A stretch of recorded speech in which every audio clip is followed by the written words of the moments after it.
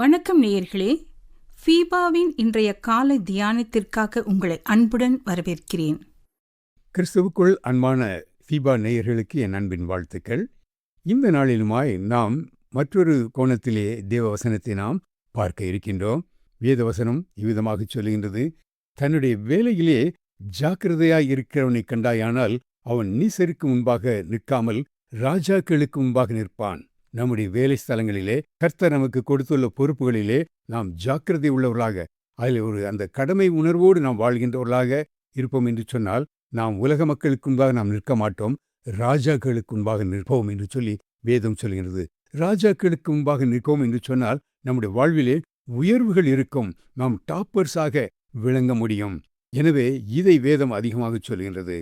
வேதத்திலே அநேக இடங்களிலே ஆபிரகாமுடைய வாழ்க்கையிலும் சரி, யாக்கோபின் வாழ்க்கையிலும் சரி, தேவனாய் கர்த்தர் சொல்கின்றார், உன்னிலிருந்து ராஜாக்கள் புறப்படுவார்கள். புதிய ஏற்பாட்டிலும் கூட 1 பேதுருவின் புஸ்தகத்திலே வேதம் விதமாக சொல்கிறது, ராயல் பிரிஸ்ட்ஹுட் என்று சொல்லி ராஜரீக ஆசாரிய கூட்டங்கள். எனவே ராஜாக்களாக நம்மை வைத்திருக்க வேண்டும் என்று சொன்னால், இந்த வேத வசனத்தின் அடிப்படையிலே நமக்கு கொடுக்கப்பட்டுள்ள உத்தியோகத்திலே, வேலையிலே, அது எப்படிப்பட்டதான உயர்வாக இருந்தாலும் தாழ்வாக இருந்தாலும் அதிலே நாம் கடமை உணர்வோடு அதிலே கான்சென்ட்ரேட் பண்ணி அதில் நிலைத்திருப்பது நமக்கு மிக மிக முக்கியமானது. பிரியமானவர்களே, ஒரு காட்டிலே ஒரு கர்ப்பிணியான ஒரு மான் வேகமாக ஓடிக்கொண்டே இருக்கின்றது.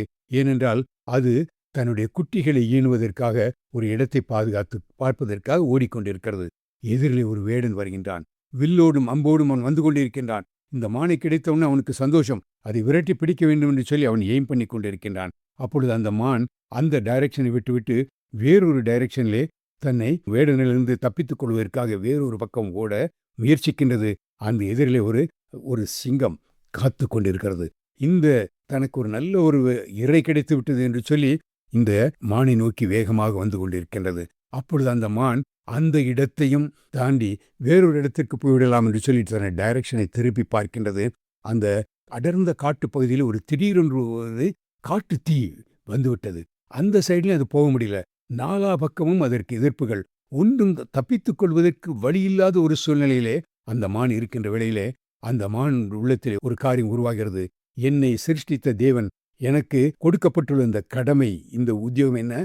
இப்பொழுது நான் குட்டிகளை ஈன வேண்டும். கம் வாட் மே, சூழ்நிலைகள் எப்படி இருந்தாலும் சரி, இந்த மரத்தடிகளை நான் போய் உட்கார்ந்து நான் இப்பொழுது குட்டிகளை ஈனப் போகின்றேன் என்று சொல்லி அது குட்டிகளை ஈன ஆரம்பிக்கின்றது. அப்பொழுது அந்த வேடன் அதை பார்த்து கொண்டு இந்த வேடன் உள்ளத்திலே, இப்படிப்பட்டதான ஒரு மானை நான் வேட்டையாட வந்தேன் என்று சொல்லிவிட்டு அவன் குறியை திருப்புகின்றான். அந்த பக்கம் இருந்து அவனுடைய வில்லை வேறொரு பக்கம் திருப்புகின்றான். அது நேரடியாக போய் அந்த சிங்கத்தின் மேல் பாய்ந்து விடுகின்றது. இந்த மானை எப்படியாயிலும் கொன்று அதை இந்த நாளில் தனக்கு ஒரு நல்ல ஒரு இரையாக்கிக் கொள்ள வேண்டும் என்று சொல்லி காத்திருந்த சிங்கம் அங்கே மடிந்து விடுகிறது. அந்த வேட்டைக்காரன் மனம் திரும்புகின்றான். சிங்கம் அது கொல்லப்படுகின்றது. இன்னொரு பக்கத்திலே அங்கே கொழுந்து விட்டு எரிந்து கொண்டிருக்கிறான் நெருப்பு. திடீரென்று ஒரு காட்டு மழை பெய்கிறது.